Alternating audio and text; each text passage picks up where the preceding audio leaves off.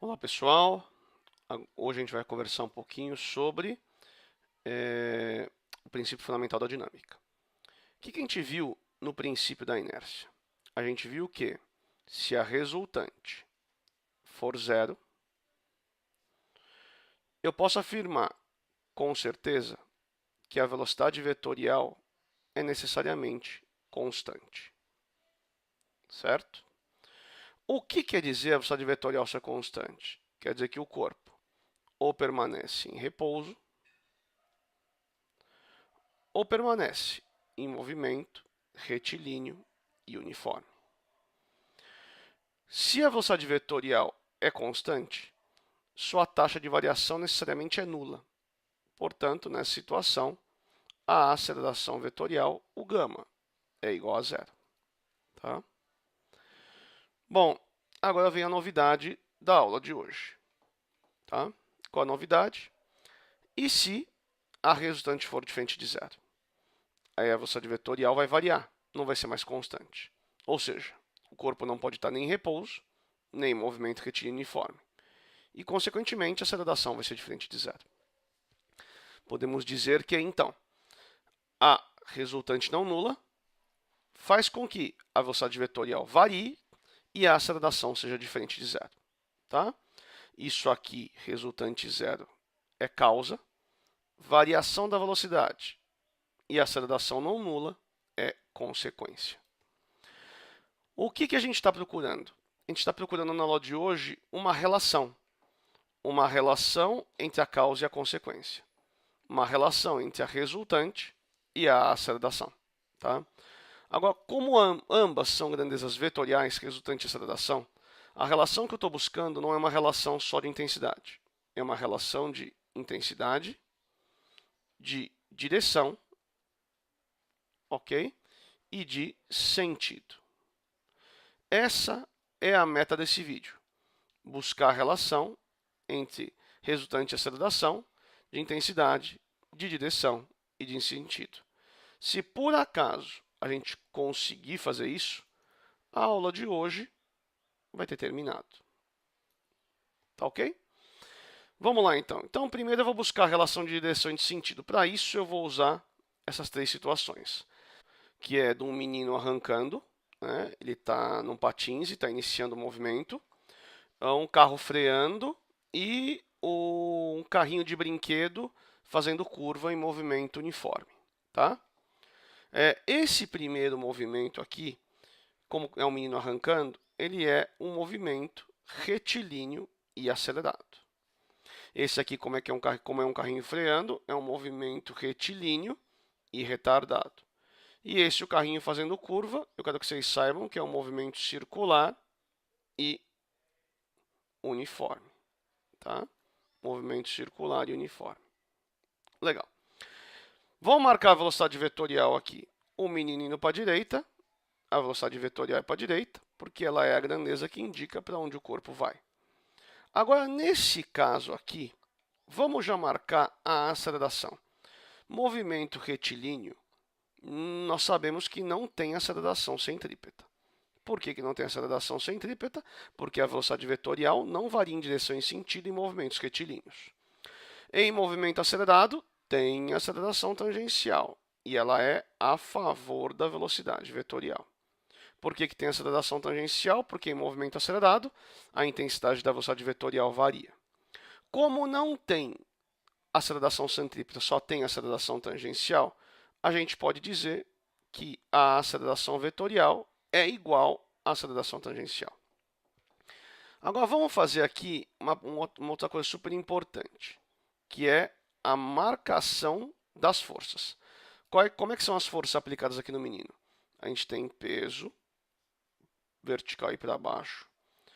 A gente tem a normal perpendicular ao apoio, ok? E nesse caso tem o atrito. O menino empurra o chão para trás, o chão empurra o menino para frente, tá? Isso daqui é o atrito. Como o peso equilibra com a normal, só sobra o atrito. Então, o atrito é a minha resultante. O que eu gostaria é que você comparasse aqui a aceleração com o atrito, a aceleração com a resultante. A resultante e a aceleração têm a mesma direção e o mesmo sentido. Tá? Uma pergunta que você pode fazer é se sempre vai ser assim. Se sempre a resultante e a aceleração têm a mesma direção e o mesmo sentido. Vamos analisar outro caso. Movimento retilíneo retardado. A velocidade é para a direita. Isso é uma suposição minha. Tá? Como o movimento é retilíneo e retardado, primeiro retilíneo, o que eu sei? Se é retilíneo, não tem aceleração centrípeta. E se é retardado, tem aceleração tangencial contrária à velocidade. Ok? Como não tem aceleração centrípeta, só tem tangencial, mais uma vez, a aceleração vetorial é igual à aceleração tangencial. Vamos para mais uma situação. Vamos agora para a marcação de forças. Quais são as forças aplicadas aqui no carrinho? O peso, vertical e para baixo. A normal, perpendicular ao apoio. E, se está freando, tem o atrito contrário ao escorregamento. Mais uma vez, a normal equilibra com o peso, portanto, o atrito é a resultante. Tá? Gente, compara aqui de novo. Resultante com aceleração. As duas têm a mesma direção e mesmo sentido. Tá? Agora sim, vamos para mais uma situação. Aqui está o carrinho, o brinquedo, né, em MCU. A velocidade vetorial é tangente à trajetória. Tá? O que mais eu posso dizer? Movimento circular e uniforme. Circular, a velocidade vetorial está variando em direção e sentido, portanto, eu tenho aqui a aceleração centrípeta apontando para o centro. Como o movimento é uniforme, não tem aceleração tangencial, logo a aceleração centrípeta é igual à minha aceleração vetorial. Tá? Só falta aqui marcar as forças aplicadas no corpo, né? Então, bora lá. Quais são as forças aplicadas? O peso que está entrando no plano da folha, a normal que está saindo, logo os dois estão se equilibrando, e tem aqui também a tração aplicada pelo fio. Tá? Notou, pessoal? A tração, ou seja, que é a minha resultante, ela tem a mesma direção e sentido da aceleração. Então, sempre, o que eu posso dizer? Eu posso dizer que direção e sentido da relação entre a resultante e a aceleração. A resultante e a aceleração sempre apresentam a mesma direção e o mesmo sentido. Tá? Vou escrever aqui para você não esquecer. Direção. Mesmas. De quem? Da aceleração e da resultante. Tá? E o sentido? O mesmo. De quem? Da aceleração e da resultante. Então, resultante e aceleração sempre apresentam mesma direção e mesmo sentido. Bom, então vamos agora falar um pouquinho sobre a intensidade da aceleração e da resultante, a relação entre intensidade entre a resultante e a aceleração. Um corpo de massa m, tá? Vou chegar aqui, ó, olha aqui, ó, um corpo de massa m, para ter aceleração gama, tem que ter resultante nesse corpo. A resultante tem que ser diferente de zero, a gente já viu. Então, tem que valer um valor R. Agora, vamos supor que eu queira que a aceleração desse corpo dobre. Então, lembra, resultante é causa, aceleração é consequência. Para dobrar a consequência, o que eu tenho que fazer? Tem que dobrar a causa, dobrar a resultante. E triplicar a consequência, triplicar a resultante. Tá? Que eu posso falar então? Eu posso falar que a resultante é diretamente proporcional à aceleração. Agora, olha só. E se eu quiser que a resultante num certo corpo se mantenha e a massa do corpo dobre? Dobrar a massa é dobrar a inércia do corpo, dobrar a dificuldade do corpo acelerar. Portanto, Se dobra a dificuldade, para ter a mesma aceleração, a resultante tem que dobrar. Triplicar a massa, a resultante tem que triplicar.